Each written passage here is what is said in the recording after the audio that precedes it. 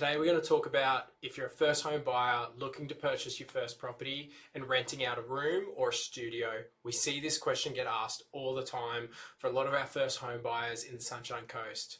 And we've also seen it in the Reddit forums all the time. And with something like that, if you are in Queensland and even in the Sunshine Coast, the Queensland Government has changed the rules to make it more beneficial for any first home buyer that does want to rent out a room after they move in. Okay, there's a few questions here that we'll overcome and explain why it's beneficial, and then we'll also break down a strategy to kind of borrow a little bit more if we want to, but also we can go through the numbers if you're just on a single income looking to just break into the property market. And one of the question here that we see with this Reddit forum is, are they eligible for a lot of the first home buyer incentives? Is the loan going to have to be an investment loan?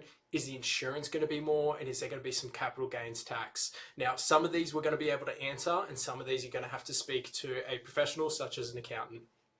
Now, in this video, we're going to talk about the incentives as a first home buyer looking to purchase in the Sunshine Coast, and what you can claim for and what you can't really do.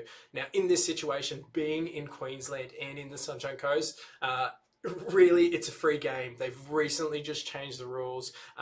Queensland Government has just said any first home buyer, if they want to put a boarder in the room or rent out a room, they're not going to lose any of their incentives. So let's go over some incentives that a first home buyer is eligible for. Okay, we've got the first home owners grant. That's $30,000 for any new builds or places that have never been lived in, from 750 or below. So if you're looking to build your own place or buy a terrace home or an apartment, no one's lived in it, should be eligible for an extra $30,000 that will go towards your home loan. It can be used as a deposit as well. So if you have a $50,000 deposit and you're buying brand new, you now have an $80,000 deposit. So awesome. But one of the main schemes that we've been helping a lot of our first home buyers purchase their first property in the Sunshine Coast is the first home guarantee scheme. Essentially what it means is 5% deposit and you can get into the property market. Some main things to keep in mind: anything under $700,000 will get you in, and your income, if you're by yourself, $125,000 income cap, and if you're a couple, $200,000 income cap. This is awesome for first home buyers. I really wish me and my wife had this when we purchased our first property. Would have saved us so much in lender's mortgage insurance. We actually had a 5% deposit. We ended up paying $27,000 in lender's mortgage insurance. Whereas if you're a first home buyer now, you don't have to pay that lender's mortgage insurance, which is great news. The last one is the first homeowner's concession. What this means is you pay no stamp duty up to $700,000. Anything above 700 and above, you will pay some stamp duties. Okay. Now, going through this question, they do ask about stamp duty. Because you're a first home buyer in Queensland, you won't have to pay any stamp duty up to $700,000. Anything above that, you will pay some sort of stamp duties. Okay.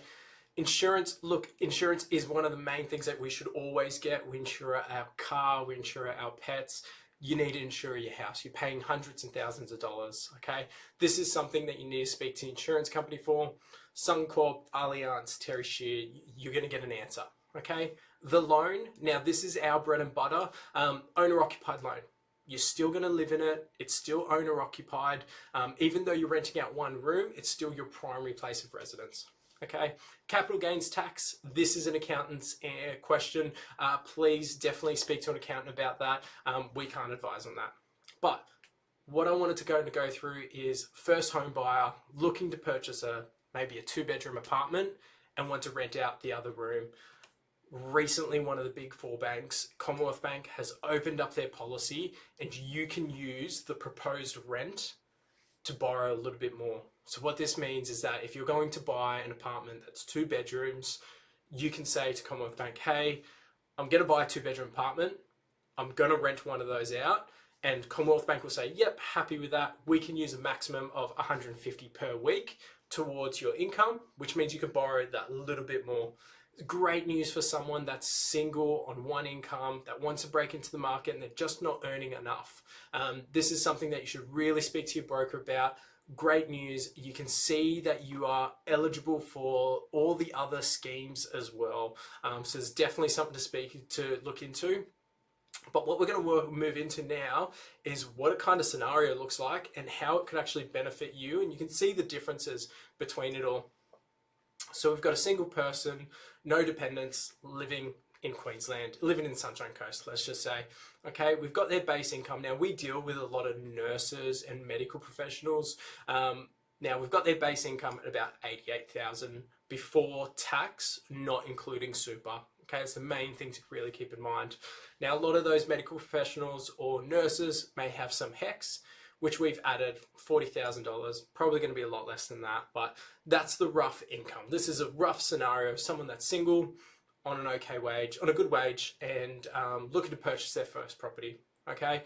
Now, as you can see here, you can borrow around about that $400,000 mark. Okay, and that's including your HECS, expenses, but doesn't have any credit cards, personal loan, car loans, or anything like that. This scenario, you're super clean. You don't have much debts. Okay. Now, recently, the government has been putting a lot of pressure on the banks to remove HECS as a liability.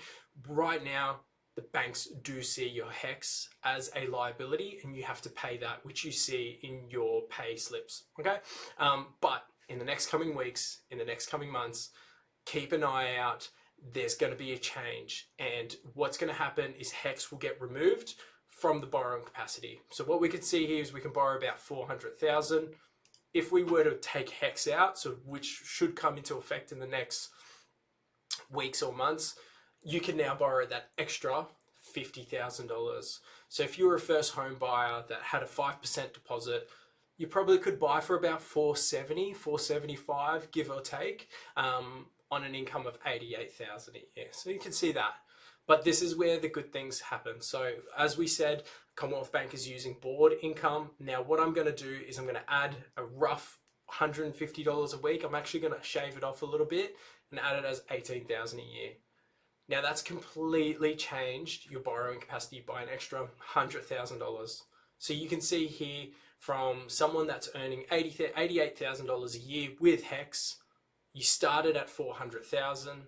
Without HECS, you're at $450,000, and then if you can use board income, you're at $550,000 or $540,000.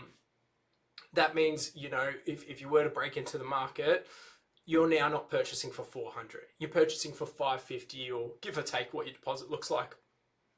Great news for any first home buyer just on a single income looking to purchase in the Sunshine Coast. This is where you can get your foot in the door. Deposit side of things, you're probably going to need about $25,000, $35,000 worth of deposit, but it's definitely something to consider when you're looking to purchase your first home in the Sunshine Coast and use some boarding income.